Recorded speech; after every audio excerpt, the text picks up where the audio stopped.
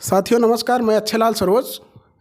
आज हमारे साथ सुहेल देव की टीम योगेश पासी और रोहित पासी जी हमारे साथ हैं। और कल जैसा कि आप सभी लोग जानते हैं कि मुख्यमंत्री योगी आदित्यनाथ जी बहराइच में एक स्मारक बनाने जा रहे हैं, जिसमें महाराजा सुहेल देव पासी को छत्री बताया जा रहा है, कोई राजभर बताया जा रहा है। तो आइए जानते हैं सुहेल देव के बारे में योगेश पासी जी का क्या कहना है।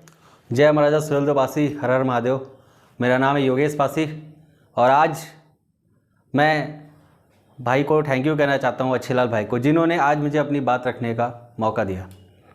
जैसा कि क्वेश्चन ये हुआ है कि महाराजा सुहेल देव के नाम के साथ जो छेड़छाड़ की जा रही है और जिस तरह से षड्यंत्र रच के पासी समाज को गुमराह करने का कार्य किया जा रहा है, हम लोग अपने स्तर से इस कार्य को विरोध कर रहे हैं। लेकिन मैं ये देख रहा हूँ समस्त पासी समाज में उदासीनता छाई हुई है और लोग फेसबुक पे और व्हाट्सएप पे बहुत लंबे लंबे मैसेज कर रहे हैं। लेकिन ये साथियों, ये समय है इतिहास को बचाने की। यदि आपका इतिहास ख़त्म हो जाएगा, यदि आपका इतिहास नहीं रहेगा, तो भविष्य में आप क्या बखान करेंगे।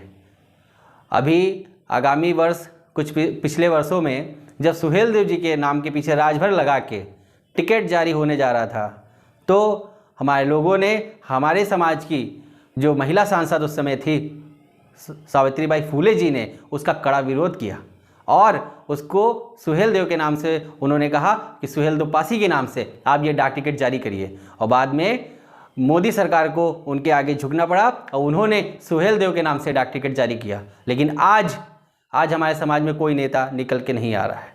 हमारे 23 विधायक, 5 सांसद मौजूदा सरकार में हैं। विधानसभा सत्र ज्वाइन करते हैं, इस समय चल रहा है।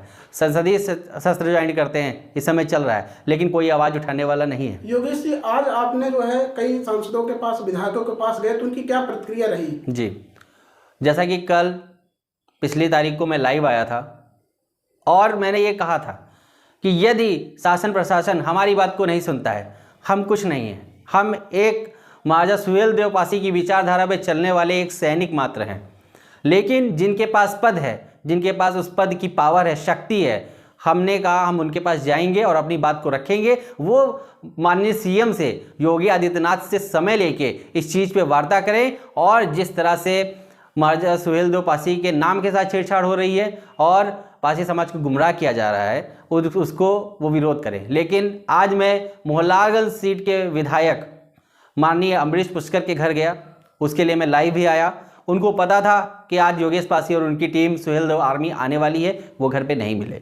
उसके बाद हमने अपना कारवा आगे बढ़ाया, हम बछरावा की तरफ गए। वहाँ पे राम नरेश रावत, वो राम नरेश रावत जी हैं जो बीजेपी के विधायक हैं और अपने आप को गंगा बख्श रावत की 10वीं पीढ़ी का वंशज बताते हैं। मैं उनसे एक क्वेश्चन करता हूँ, आप गंगा बख्श रावत की 10वीं पीढ़ी का आप अपने आप को वंशज बताते हैं, तो 10वीं पीढ़ी आप पीछे जाएंगे तो सुहेल देव के ही इर्द गिर्द आप नजर आएंगे। तो क्या आपको पीड़ा नहीं होती? या आप इतना डरते हैं कि आने वाले आगामी चुनाव में आपको टिकट नहीं मिलेगा? क्या आप हमेशा विधायक बने रहेंगे? अमृत पी के आए हैं क्या?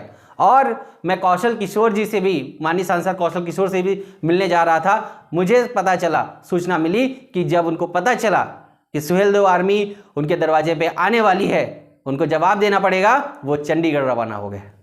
लेकिन हम छोड़ेंगे नहीं। यदि आप पासी समाज का वोट लेते हैं, आप पासी हैं इसलिए आपको वहाँ पर टिकट मिला, आप इस मनसा में मत रहिएगा। पासी आपको सपोर्ट करता है तो इतिहास के लिए भी आपको उठना पड़ेगा। मुद्दा यह है कि कल अगर जी माननीय योगी आदित्यनाथ जी द्वारा कल वहाँ पे छत्री या राजभर लिखा गया, तो आपका आगे का प्लान क्या होगा? देखिए, जिस तरह से मैं सांसद विधायकों का घर घेर रहा हूँ, तो अभी ये स्टार्ट है और मैं चाहता हूँ कि मेरे और साथी इसमें साथ दें, क्योंकि मैं हर जगह रीच नहीं कर सकता। आप भी जाइए, आप भी पासी समाज के, आप भी मार्शल कौम के हैं। मार्शल कौम का 1857 की क्रांति से लेकर आज तक देश में बहुत बड़ा योगदान रहा है। हमें हमेशा विद्रोहियों के रूप में जाना जाता है। आज हमने विद्रोह करना बंद कर दिया है, तो महाराजा सुहेल देव के नाम से छेड़छाड़ हो रही है। और यदि भविष्य में सरकार नहीं चेती और हमारी डेलीगेशन टीम से माननीय योगी आदित्यनाथ ने मिलने का समय नहीं निकाला, तो हम इसका जगह जगह उग्र प्रदर्शन करेंगे। भले ही मुझे रासुका में डाल के ये मुझे जेल बचाने का काम करे, मुझे उसकी कोई दिक्कत नहीं है। आज 15 तारीख को आपने सावित्रीबाई पूर्व सांसद जो बहराइच की थी, उनसे आपकी क्या वार्ता हुई? आप आज उनसे मिले हैं तो आपसे क्या वार्ता हुई उनकी? साथियों, मैं सबसे पहले बता दूं, मैं सपा के विधायक के यहाँ गया, बीजेपी के विधायक के यहाँ गया, और जब मैंने खंगाला तो मुझे पता चला कि जब महाराजा सुहेलदेव राजभर के नाम से डाक टिकट जारी होने वाला था तो यही सावित्रीबाई फुले जी उस समय सांसद रहते हुए बीजेपी का विरोध किया था। तो मैं इनके भी दहरी पर आया और मैंने अपनी दीदी से अपनी बात को रखा, दीदी ये षड्यंत्र हो रहा है, आज आपको फिर से खुल के सामने आना पड़ेगा। तो दीदी ने मेरा पूरा साथ दिया है और ये भी कहा है कि भाई मैं आपके साथ चलूँगी। वहाँ बहराइच में वहाँ के लोकल लोगों से पंचायत लगा के, गोष्ठी लगा के हम बात करेंगे, हम जमात को इकट्ठा करेंगे और जमात को इकट्ठा करके इस योगी आदित्यनाथ की सरकार पे दबाव बनाएंगे और अपने महाराजा सुहेलदेव पासी का सिलापट वहाँ पे लगवा के रहेंगे।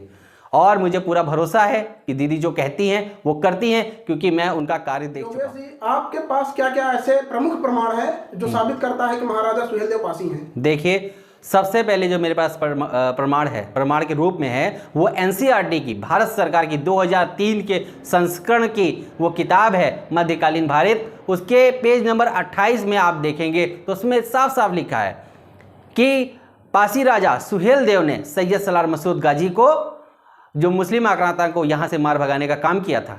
और आपको 1971 की सेंसस रिपोर्ट में भी आपको देखने को मिलेगा, 1932 की इंडियन कम्युनिटी फ्रेंचाइजी की भी रिपोर्ट में आपको देखने को मिलेगा, और आपको गुलिस्तान लखनऊ की वील अब्दुल हमीद सरर की जो किताब उन्होंने लिखी है उन्होंने भी इस चीज़ को माना है। और मैं राजभर समाज से कहना चाहता हूं कि यदि आपके पास एक भी एविडेंस है महाराजा सुहेलदेव राजभर के नाम से, मुझे दिखाने का काम करिए। मैं कभी इस मुद्दे पे कभी मैं कोई जंग नहीं छेड़ूंगा, क्योंकि महाराजा सुहेलदेव जी को या तो भर बताया गया है या तो पासी बताया गया है, और जो भर हैं वो पासी की उपजाति हैं, ये आपके सामने है। जैसा कि करड़ी सेना भी दावा ठोकती है कि हमारे समाज के हैं, तो उनके विषय में आप क्या कहना चाहेंगे? करणी सेना की जहां तक बात है, ना वो धरातल पर हैं ना वो पृष्ठ पर हैं, बस वो सत्ताधारियों की दलाली कर रहे हैं। और उनके लोग कुछ योगी आदित्यनाथ के राइट और लेफ्ट में बैठे हुए हैं, जो योगी आदित्यनाथ 2017 के भाषण, 2018 के भाषणों में कहते नहीं थकते थे कि आक्रांता आया और मात्र 2 लोग बचे थे और महाराजा सुहेलदेव पासी ने सबको मार भगाया था। आज वही योगी आदित्यनाथ जी उनको क्षत्रिय घोषित करने पे तुले हुए हैं। आखिर मैं पूछना चाहता हूं, करणी सेना का कोई धरातल में कोई अस्तित्व नहीं है, उनकी तो आदत है। यदि वो बैस राजपूत पे जो दावा ठोक रहे हैं, मैं सीधा पॉइंट पे आना चाहता हूं, तो अगर वो खंगाल के देख लेंगे तो बैस राजपूत के जो पूर्वज थे वो पासी ही थे। यदि आप अपना राजपूतों का इतिहास नाम की पुस्तक उठा के देखेंगे तो आपको ये बात पता लग जाएगी। और मैं योगी सरकार से इतना कहना चाहता हूं, आप किन्हें खुश करने में लगे हुए हैं?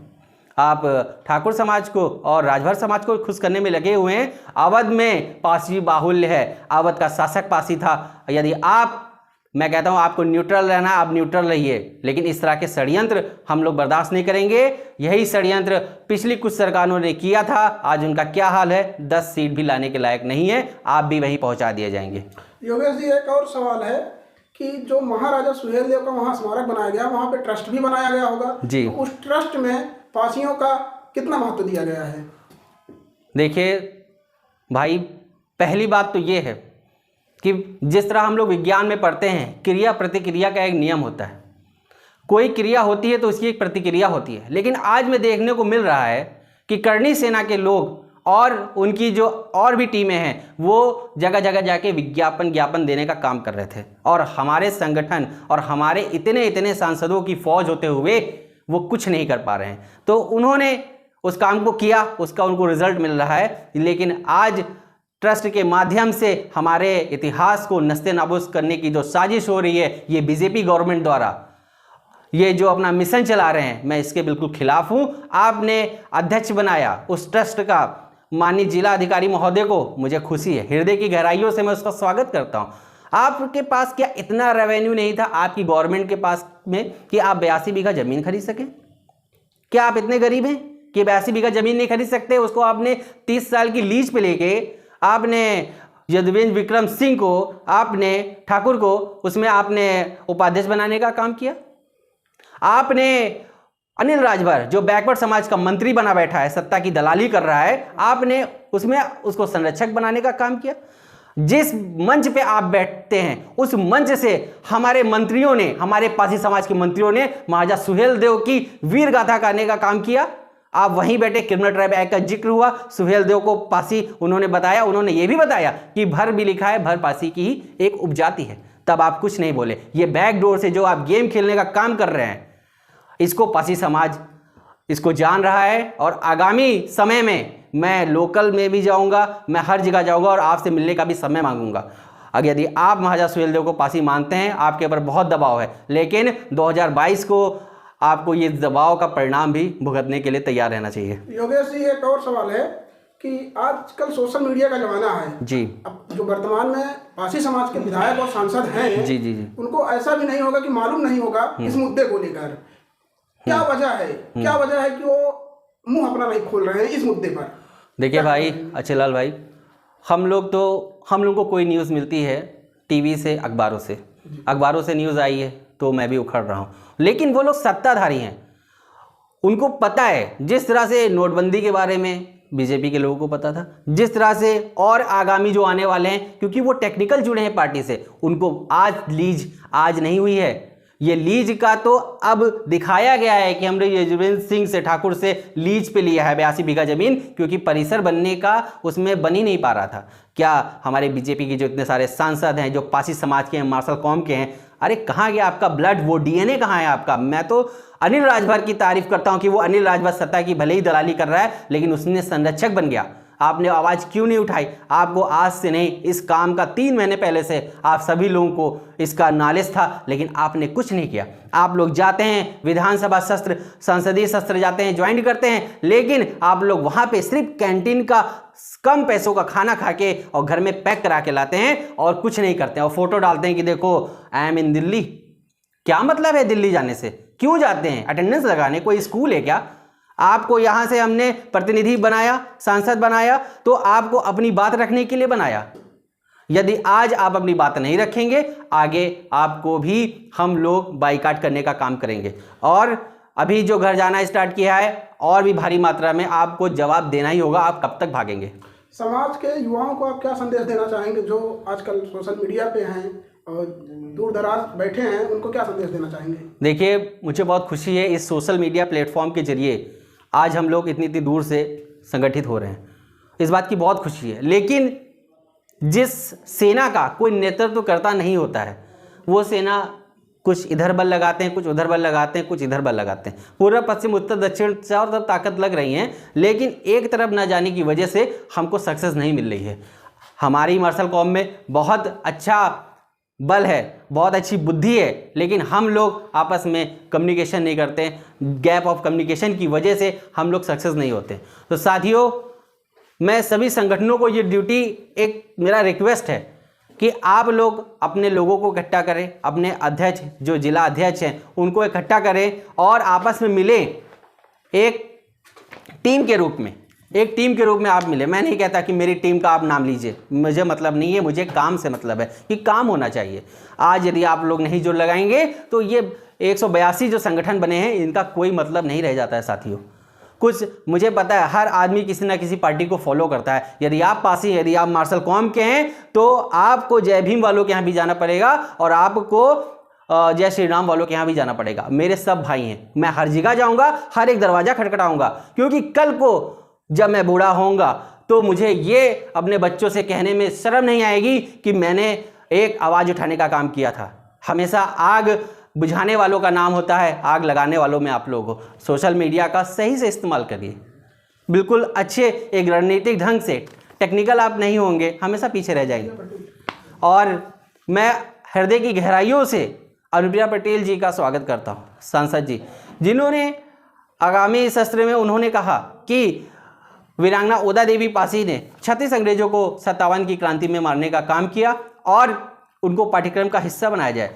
क्या जिस समय बाराबंकी में माननीय योगी आदित्यनाथ जी गए, उन्होंने वहां पे कहा कि हम महाराजा लाखन पासी, महाराजा बिजली पासी, वीरांगना ओदा देवी पासी, सुहेलदेव पासी को पाठ्यक्रम का हिस्सा बनाएंगे। आप एनसीईआरटी की बुक निकाल के देख लीजिए। सुहेलदेव को उन्होंने सूर्यवंशी राजा घोषित कर दिया है, नागवंशी से सूर्यवंशी में उठा के फेंक दिया और आप लोगों के मुंह से आवाज़ नहीं निकलती।